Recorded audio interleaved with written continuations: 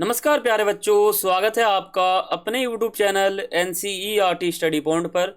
और मेरा नाम है अर्जुन। तो प्यारे बच्चों, आज की इस वीडियो में बात करेंगे कि जो आपका क्लास 12th है उसमें जो आपका इतिहास यानी हिस्ट्री का जो आपका सब्जेक्ट है उसका प्री बोर्ड एग्जाम शुरू होने वाला है। ठीक है, प्री बोर्ड एग्जाम शुरू होने वाला है।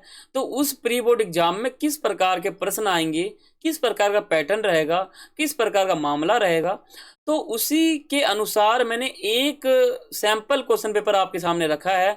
और इस सैंपल क्वेश्चन पेपर में जितने भी क्वेश्चन हैं, ठीक है, जितने भी हैं, तो इन क्वेश्चन पेपर में जितने भी क्वेश्चन मैं आपको बताऊंगा इंपॉर्टेंट है, वो आपके प्री बोर्ड एग्जाम का जो हिस्ट्री का एग्जाम होगा, बहुत ही बड़ा एग्जाम होता है हिस्ट्री का। तो हिस्ट्री में आपके बहुत ही अच्छे नंबर आएंगे और बहुत सारे क्वेश्चन जो है मेरे इस क्वेश्चन पेपर से रिपीट हो जाएंगे आपके प्री बोर्ड एग्जाम के हिस्ट्री वाले एग्जाम में। तो क्या करना है, आपको वीडियो को एंड तक देखना है, चैनल को सब्सक्राइब कर देना है और बेल आइकन पर क्लिक कर देना है। ठीक है, ये काम कर लोगे आप? ठीक है, आपने कर लिया, ठीक है। देखो इसमें क्या है कि जो आपका प्री बोर्ड एग्जाम है वो हिस्ट्री का शुरू होने वाला है, तो उसी के संबंधित मैंने आपके सामने एक सैंपल क्वेश्चन पेपर रखा है। और इस सैंपल क्वेश्चन पेपर में जो क्वेश्चन मैं आपको बताऊंगा ना इंपॉर्टेंट, वो सभी क्वेश्चन आपके प्री बोर्ड एग्जाम में यूं का यूं छपा हुआ दिखेगा, आप देखते ही चौंक जाओगे।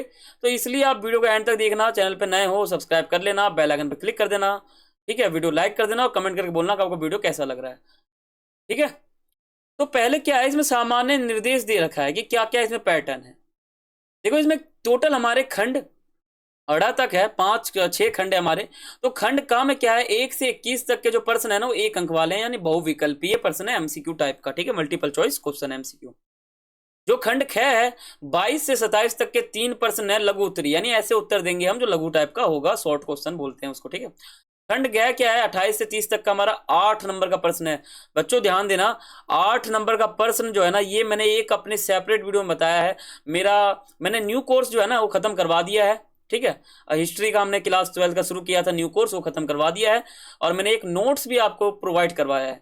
हमारे चैनल पे जाओ, वहां पे आपको दिख जाएगा, आप नोट्स डाउनलोड कर सकते हो। टेलीग्राम पे हमारा नोट्स मिल जाएगा। आप हमारे टेलीग्राम, आप मान एक चीज समझ सकते हो, आप टेलीग्राम ऐप पर जाओगे, वहां पर आप लिख देना A.K सक्सेस स्टडी पॉइंट, ऐसा आप लिखोगे, वहां पे ग्रुप आ जाएगा, उसको ज्वाइन कर लेना। वहां पर हमारा क्लास 12 का कंप्लीट 12 चैप्टर के नोट्स हिस्ट्री के आपको दिखेंगे, जाके डाउनलोड कर सकते हो। ठीक है, खंड घ में क्या है, 31 से 33 तक का क्या, 4 अंक वाले स्रोत आधारित प्रश्न है। ठीक है, एमसीक्यू पूछा गया, निम्नलिखित में से खिलाफत आंदोलन की मुख्य मांग क्या थी। आपने अगर देखा हो, खिलाफत आंदोलन के बारे में समझा हो तो आप बता दोगे। निम्नलिखित में से किस मुद्दे ने 1857 के विद्रोह में प्रसार में मदद की थी। कारतूस के मुद्दे ने, बिल्कुल सही बात है। भारतीय ईसाई के धर्म में परिवर्तन, आटे वाली चूड़ा, हिंदू महिलाओं के अपमान ने। हमारा आंसर आ जाएगा सीधा से सीधा का वाला, कारतूस के मुद्दे ने। और देखो निम्नलिखित में से सातवाहन वंश का प्रसिद्ध शासक कौन था, ये इंपॉर्टेंट पर्सन है, आप देख सकते हो, आ जाएगा। एमसीक्यू में क्या होता है, कई पर्सन आते भी और कई ना भी आते हैं, लेकिन जो शॉर्ट क्वेश्चन होते हैं और जो लॉन्ग क्वेश्चन होते हैं, ये मैं आपको इस क्वेश्चन पेपर का बताऊंगा। और वो क्वेश्चन आपके प्री बोर्ड एग्जाम में बहुत ही एकदम छपा हुआ आ जाएगा। आप ध्यान से सुनो, जो क्वेश्चन मैं आपको बताऊंगा शॉर्ट और लॉन्ग, वो आपके प्री बोर्ड एग्जाम में यूं का यूं कॉपी पेस्ट हुआ रहेगा, आप आराम से समझ सकते हो। और यहाँ जो मैं आपको क्वेश्चन बताऊंगा ये इंपॉर्टेंट है, ये इंपॉर्टेंट है, तो उसको आप नोट डाउन करना, उसका आंसर लिखना, आंसर करने का प्रयास करना, क्योंकि बहुत ही इंपॉर्टेंट हमारा ये है। किताब उल हिंद पुस्तक की रचना किसने की थी, आपको पता है इब्न बतूता नहीं कर सकता, उसने रियल्ला किया था। अल बिरूनी ने किया था। ठीक है, फ्रांसवा बर्नियल ने क्या किया था, travels in the Mughal empire. क्योंकि ये जो हमारा 17वीं शताब्दी के आसपास आता है हमारा ये फ्रांसवा बर्नियर भारत के अंदर, तो ये आता है मुगल काल में, मुगल काल में आता है, तो मुगल काल के अनुसार ही अपने पुस्तक का नाम रख देता है travels in the Mughal empire. लेकिन जो अल बिरूनी है ये आता है 14वीं शताब्दी के अंदर। ठीक है, तो ये क्या करता है, ये सीधा सा ये एक पुस्तक बनाता है उल हिंद। ठीक है, तो इंपॉर्टेंट आ सकता है। जो आपका ये अगला 10वां प्रश्न है, निम्नलिखित कथनों में से सही कथन वाले विकल्प का चयन कीजिए। प्रारंभ में मगध की राजधानी पाटलिपुत्र थी, गलत। चंद्रगुप्त मगध के आरंभिक राजाओं में से एक था जिसने 600 ईसा पूर्व में शासन किया था, चंद्रगुप्त मौर्य। ठीक है, चंद्रगुप्त। तो क्या है यहाँ पे जो आपका आंसर आएगा वो देखो, यहाँ पर ये जो है ये कट जाएगा, ये कट जाएगा। हमारा इन दोनों में से एक है, आप मुझे कमेंट करके बताना कि इसका आंसर क्या होगा। ठीक है, निम्नलिखित कथनों को पढ़िए और दिए गए विकल्पों का चयन कीजिए, उस स्थान पर मिलाइए। इंपॉर्टेंट है। तो ये तो हमारा था टोटल, बताऊं आपको तो ये एमसीक्यू था, बहुत आसान था, बता सकते हो। अब हम बात करते हैं लॉन्ग क्वेश्चन। देखो ध्यान से समझना, जो हमारा ये 22वां प्रश्न है ना, हड़प्पा के समाधान स्थलों की किन्हीं तीन विशेषता। देखो, जो हड़प्पा में भिन्नताएं थी उनको खोजने के लिए इतिहासकारों ने दो प्रकार का तकनीक अपनाया था, समाधान का अध्ययन और विलासिता वस्तुओं की खोज। तो समाधान का अध्ययन महत्वपूर्ण था, तो इसकी विशेषता बता सकते हो कि इससे हमें हड़प्पा समाज में भिन्नताओं के बारे में जानकारी मिल जाती है। ठीक है, ऐसा पॉइंट आप बता सकते हो कि लोगों की क्या क्या मांग थी, सामाजिक आर्थिक राजनीतिक रूप से हमें जो है समाधान के अध्ययन में प्राप्त हो जाता है, ऐसा बता सकते हो आप। हड़प्पा बस्तियों में प्रयुक्त विशाल स्नानागार की किन्हीं तीन विशेषताओं को बताना है आपको। देखो विशाल स्नानागार जो मिला था मोहनजोदाड़ो में, ठीक है, तो वहाँ क्या क्या विशेषताएं थी, उसमें सीढ़ियाँ बनी हुई थी आगे की साइड, पीछे की साइड, बड़ा सा इलाका था, या बता सकते हो इसके बारे में। ये दोनों प्रश्न इंपॉर्टेंट है, पहला और ये दूसरा। और जो आपका ये 23वां है इंपॉर्टेंट है, 24 इंपॉर्टेंट, 25 इंपॉर्टेंट, और जो आपका 26 है ये इंपॉर्टेंट, 27 इंपॉर्टेंट, और जो आपका 27 का अथवा वाला है ये इंपॉर्टेंट है। ठीक है, क्वेश्चन क्या है वो समझो आप, थोड़ा बता देता हूं ताकि आपको समझ में आएगा। देखो जो क्वेश्चन है वो किस इस प्रकार से है, यहाँ आप ध्यान से समझोगे तो एक क्वेश्चन तो ऊपर आपको दिख रहा था हड़प्पा वाला, एक दिख रहा है भारत के राजनीतिक एवं आर्थिक इतिहास को समझने के लिए अभिलेखीय साक्ष्यों की सीमाओं का आलोचनात्मक परख कीजिए। यानी इसमें बताया जा रहा है कि कोई भी भारत का राजनीतिक इतिहास है या कोई भी आर्थिक इतिहास है, तो अभिलेख क्या सहायता करता है उस आर्थिक इतिहास और राजनीतिक इतिहास को जानने के लिए। अभिलेख की एक सीमा होती है, ऐसा नहीं कि अभिलेख सब जानकारी दे देगा, अभिलेख की एक बहुत ही बड़ी सीमा होती है।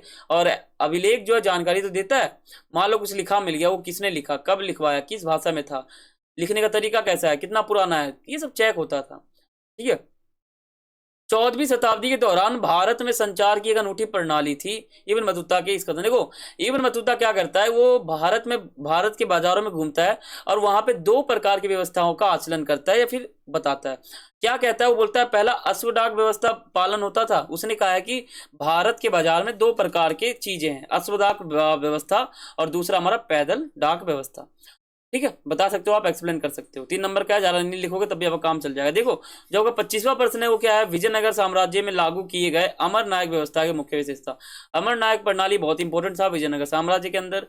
और 26वां क्या है, 1797 में वर्धमान में की गई एक नीलामी की घटना, जो विशाल सार्वजनिक समारोह थी। देखो क्या है कि 1797 में क्या होता है, एक जमींदार होता है वर्धमान का, वहां पे उसको पैसे नहीं दे पाता है, किसान से ले नहीं पाता है, वो दे नहीं पाता है ईस्ट इंडिया कंपनी को।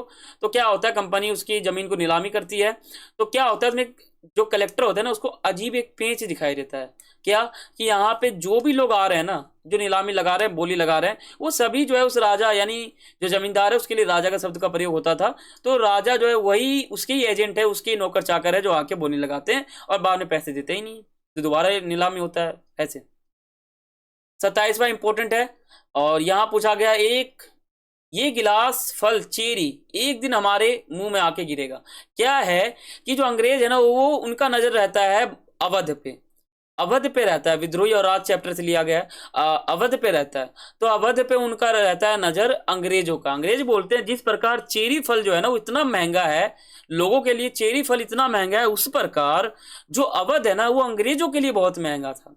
अवध जो जगह था वो अंग्रेजों के लिए सोने के समान था। जिस प्रकार चेरी जो फल है ना वो इतना महंगा है कि आप खरीद नहीं सकते, उसी प्रकार जो अवध है ना वो अंग्रेजों के लिए इतना महंगा था। और अंग्रेज क्या कह रहे हैं, कह रहे हैं कि मतलब अवध को चेरी का उदाहरण दे रहे हैं, कह रहे हैं कि अवध जो है ना एक दिन हमारे मुंह में आके गिरेगा, यानी अवध पे भी हम कब्जा कर लेंगे एक दिन। तो क्या होता है, वहां पर राजा जो है उनसे जो है एक संधि की जाती है। ठीक है, सहायक संधि की जाती है। ठीक है, संधि का नाम क्या था, सहायक संधि। तो सहायक संधि की जाती है, और सहायक संधि करने के बाद जो राजा है उससे जो है अधिकार छीन लिए जाते हैं, और वो कहीं ना कहीं अवध से बाहर हो जाता है, वो अवध से हट जाता है और राजा नहीं रहता। तो अवध जो है अंग्रेजों के अधीन हो जाता है। और ये क्या कह रहा है कथन में, कह रहा है कि जो अवध है ना, जो चेरी है, अवध यानी चेरी, उदाहरण दे रहा है चेरी का माध्यम से, तो चेरी जो हमारे मुंह में आके गिरेगा, तो अवध जो है वो अंग्रेजों के मुंह के अंदर आके गिर गया, यानी उसके अधीन हो गया। ठीक है, तो यही था हमारा अब जो आप देखोगे 28वां जो प्रश्न है ये बहुत ही इंपॉर्टेंट है और ये भी इंपॉर्टेंट है।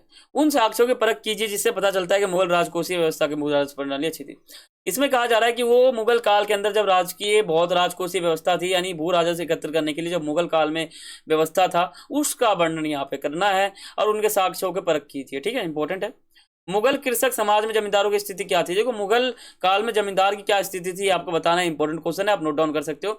भारत छोड़ो आंदोलन 1942 में चलाया गया था। तो भारत छोड़ो आंदोलन में वास्तव किन, ये जो हमारा भारत छोड़ो आंदोलन था ये जन आंदोलन के बीच मतलब उनके जैसा परिवर्तित हो गया। और ध्यान देना 8 नंबर का प्रश्न है और तीनों में अथवा का मिलेगा आपको। ये पूरे प्रश्न हमारे इंपॉर्टेंट है, मोस्ट इंपॉर्टेंट। ठीक है, आप देखो केस आधारित आता है, जैन धर्म के बारे में बात हो रही है, महावीर जी के बारे में बात हो रही है यहाँ पर। और यहाँ पर आप देखोगे तो यहाँ पे करेकाल अमैयार के बारे में बता रखा है और बाकी केस आधारित है। संविधान के निर्माण से बता रखा है, हड़प्पा के स्थल के बारे में, और यहाँ बता रखा है हड़प्पा के मैप के बारे में कि हड़प्पा कहाँ है वर्तमान समय में, और बाकी सभी बता रखा है। ठीक है, तो यही हमारा आज का वीडियो था। इसमें मैंने आपको क्या बताया, जो आपका प्री बोर्ड एग्जाम हिस्ट्री का होने वाला है, तो हिस्ट्री के एग्जाम का मैंने एक सैंपल क्वेश्चन पेपर आपके सामने रखा था जिसमें बहुत सारे 8 नंबर वाले 6 प्रश्न आपको बताएं जो आपकी इंपॉर्टेंट है। ठीक है, 3 अंक वाले बताएं 4-5 जो आपके इंपॉर्टेंट है। ठीक है, तो इन सभी प्रश्नों को आपको पढ़ के जाना है और अपने हिस्ट्री के एग्जाम में लिख देना है, और बहुत सारे क्वेश्चन आएंगे भी, बिल्कुल यूं के यूं छपे हुए आएंगे। ठीक है, तो आप इस वीडियो को लाइक करें और चैनल को सब्सक्राइब करें और इस वीडियो को पूरा देखना। पेपर से पहले आप इस वीडियो को एक बार फिर देख लेना। ठीक है, तो आपको बहुत ही अच्छी तरह समझ में आएगा। तो प्यारे बच्चों, यही आज का हमारा वीडियो था। आशा करता हूँ आपको समझ में आ चुका होगा, आपको बहुत ही अच्छा लगा होगा वीडियो, मजा आया होगा। अगर आया है तो आप मुझे कमेंट करके बताना।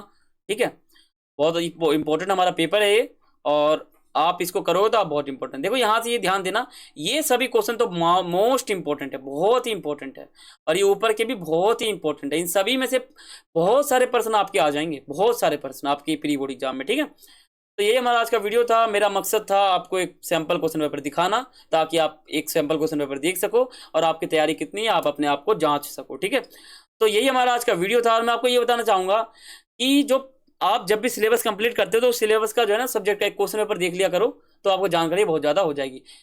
मान लो आपने एक चैप्टर पढ़ लिया, दो ध्रुवीयता का अंत, तो दो ध्रुवीयता के अंत वाले जितने भी क्वेश्चन पेपर हैं या जितने भी क्वेश्चन हैं सभी को सॉल्व करके देखना। अगर आपने सभी को कर लिया यानी आपका जो ये चैप्टर है बहुत ही अच्छी तरह से आपने पढ़ा है। ठीक है, तो सैंपल क्वेश्चन पेपर देखना बहुत ही जरूरी था। तो फिर मिलते हैं अगली वीडियो में, तब तक के लिए सभी को थैंक्स फॉर वॉचिंग। जय हिंद, जय भारत।